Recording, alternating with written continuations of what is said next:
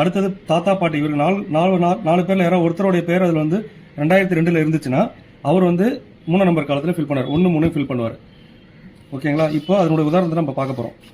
இப்போ இந்த எலக்டார் எடுத்துட்டீங்கன்னா இந்த குப்புசாமி இதெல்லாம் வந்து உதாரணத்துக்காக தான் எடுத்துக்கிறோம். குப்புசாமின்ற எலக்டார் பாத்தீங்கன்னா அவர் அவர் டேட் ஆஃப் பர்த் இங்க ஃபில் பண்ணிடுறாரு. அவருடைய ஆதார் நம்பர் ஃபில் பண்ணிடுறாரு. அவருடைய கைபேசி எண், அவருடைய தந்தையார் பாதுகாப்பு பேர், அதாவது குப்புசாமியோட தந்தை பெயர் ராமசாமி, அவருடைய தந்தையுடைய ஓட்டர் ஐடி நம்பர், அடுத்தது அவருடைய தாயார் நம்பர் பெயர், தாயாருடைய ஓட்டர் ஐடி நம்பர், துணைவியார்னா அவர் திருமணம் ஆகியிருந்தாலும் அவர் மனைவி பெயர், அவருடைய மனைவியோட ஓட்டர் ஐடி நம்பர், இதை மனைவியா இருந்தாங்கன்னா அவருடைய கணவருடைய பெயரை போட்டு ஃபில் பண்ணுவாங்க. அடுத்தது இங்க இந்த எலக்டாரு 2025 ஒரு பெயர் இருக்கு. இது எல்லாருமே கம்பல்சரி ஃபில் பண்ண போறாங்க. இந்த எலக்டாரு 2002 இருந்திருக்காரு அப்படின்ற பட்சத்தில் அவர் 2002 இருக்கவங்க இந்த சைட்ல தான் ஃபில் பண்ணணும். அவர் பேரே இருக்குல்ல, அவரே குப்புசாமின்ற பெயரை போட்டுருவாரு. அவருடைய 2002 அவரோட ஓட்டர் ஐடி நம்பர் என்னவோ அந்த நம்பர். சில பேருக்கு பாத்தீங்கன்னா 2002 ஓட்டர் ஐடி நம்பர் இருக்காது. அப்படி இருந்துச்சுன்னா ஐஃபோன் போட்டுருங்க. அடுத்த உறவினர் பெயர், குப்புசாமியோட உறவினர் பெயர், அவர் என்ன உறவு முறை, அவர் எந்த மாவட்டத்தில் இருந்தாரு, எந்த மாநிலத்தில் இருந்தாரு, அவர் இந்தியா ஃபுல்லா எந்த இடத்துல 2002 ஓட்டர் ஐடி இருந்தாலும் அந்த டீட்டெயில் இதில் ஃபில் பண்ணணும். இப்ப சட்டமன்ற தொகுதி பேர் பாத்தீங்கன்னா மண்ணாடிப்பட்டு. இப்போ சட்டமன்ற தொகுதி என்னன்றது 2002 அந்த தொகுதிக்கு என்ன நம்பரோ அந்த நம்பர் போடணும். 2002 அந்த பாகத்தினோட எண் என்னவோ அதை போடணும். இப்ப மண்ணாடிப்பட்டுன்றது 2025 தொகுதி எண் 1, ஆனா 2002 பாத்தீங்கன்னா 15. சோ அதனால 15 போட்டிருக்கோம். அந்த பாகம் என்ன, அவருடைய வரிசை எண் போடணும்.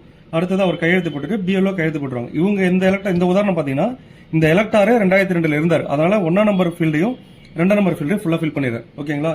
இப்ப அடுத்த உதாரணம் பார்க்க போறோம். அடுத்த உதாரணம் பாத்தீங்கன்னா இந்த எலக்டாரு 2002 இல்ல, அதனால அவர் இங்க ஃபில் பண்ணல.